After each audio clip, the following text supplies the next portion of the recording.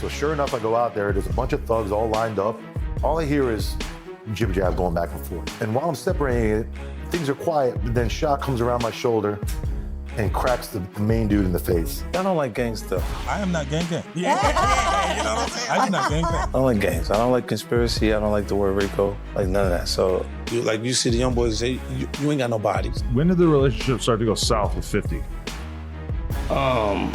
You know, I was tolerating a lot of undesired energy. Right. Y'all, 50 Cent's Bodyguard is spilling the real tea on what went down with the Crips and why 50 has had issues with them ever since. We're talking bribes, pressure, and people trying to check 50, forgetting that this man was about that life way before the fame.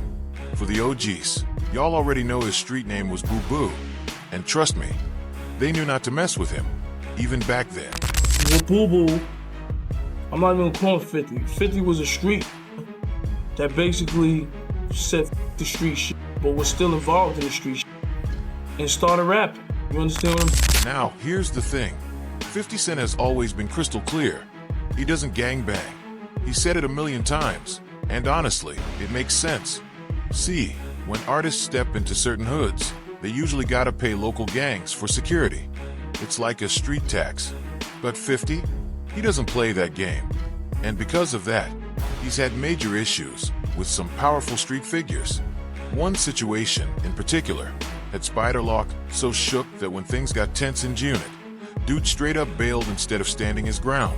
We've always made early residents. I am not gang. I do not gang bang. I do not like Rico. I do not like conspiracy. Keep both of those brothers away from me. These laws were designed to bring down the mafia. When you think crime in general, right? And then like when they would run into it, they go, this is, wait.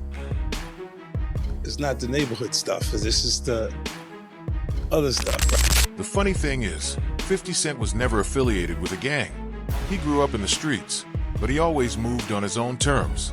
He built his own crew, took on bigger gangs, and never folded. No cap, after getting locked up at 19 for selling to an undercover cop, police found a stash of drugs and a weapon at his spot. That was his wake-up call. 50 knew it was time to leave that life behind. The type of dude, he was outside when he was 12 years old.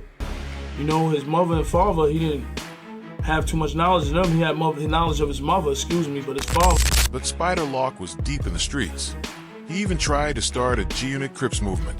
Out of loyalty, 50 and the crew stood by him, even letting him bring 100 Crips on stage during performances. But that kind of affiliation brought serious drama. One show even got canceled because the crowd was packed with Bloods. Y'all see the issue, right? Really with, Spider Loc and the Crips in LA. Me, I'm New York, so I don't really know LA politics. Against my advice, he prompted the homies to take the stage with him, and he announced to the San Diego crowd something to the effect of, what's wrong with this picture? I'm a New York 100 Crips on stage. And it wasn't just concerts. Spider Loc's music video shoots were getting shot up. Rival gangs were pulling up, and things were getting way too dangerous. Eventually, 50 had enough. He realized these gang ties were bad for business and cut Spider Loc loose. Without going into a whole bunch of detail, I've told the story plenty of times, but him doing that triggered some irritation from the crowd. And one thing led to another, and there were items going back and forth from the crowd to the stage. And y'all know 50 Cent never backs down from anyone, not even big dogs like Suge Knight. Remember when Suge tried to press him when he was just coming up? 50 stood his ground. He even showed up to the In the Club video shoot, knowing Suge was out here trying to intimidate him.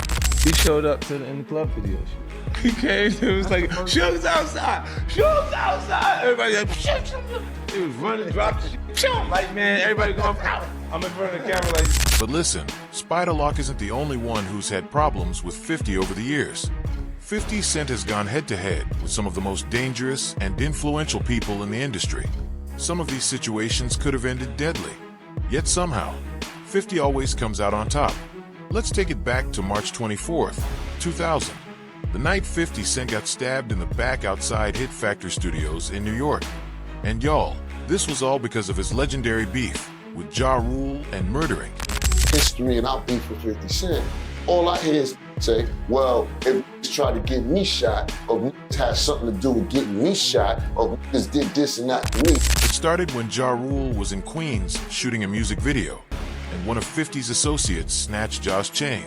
From there, it was up. Things escalated fast, and before long, Murder Incorporated bosses Irv Gotti and Chris Gotti got involved. They allegedly jumped 50, but the charges got dropped. Later that night at Hit Factory, Black Child, one of Murder Incorporated's artists, stabbed 50 Cent. Black Child later claimed it was self-defense, saying he thought someone had a weapon.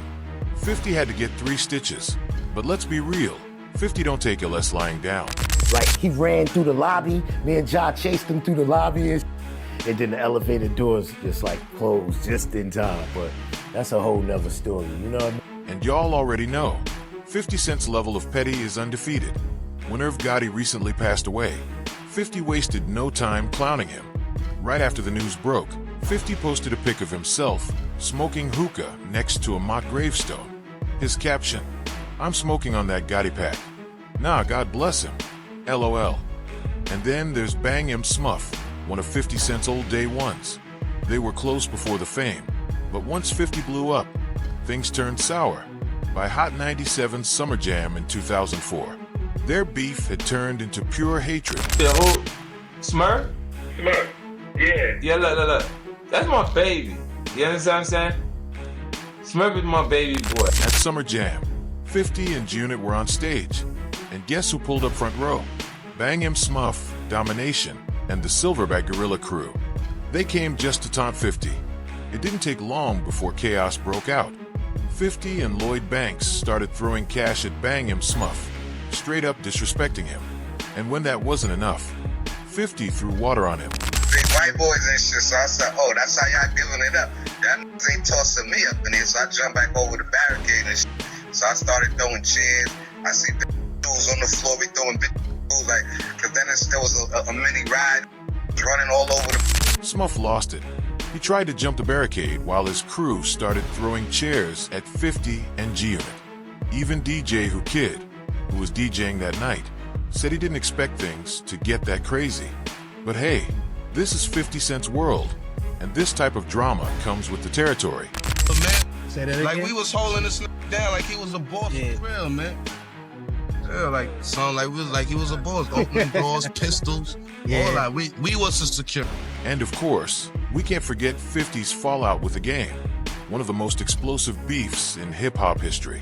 It all went down in February 2005, when 50 showed up at Hot 97, ready to kick Game out of G-Unit. Game, you think your relationship is repairable? I don't know what really caused it, Biggs. I don't try to patch relationships, friendship. When they fall apart and you have no idea, like, what was the motivation? During an interview with Funkmaster Flex, 50 called Game out for being disloyal because Game refused to take part in 50's beefs.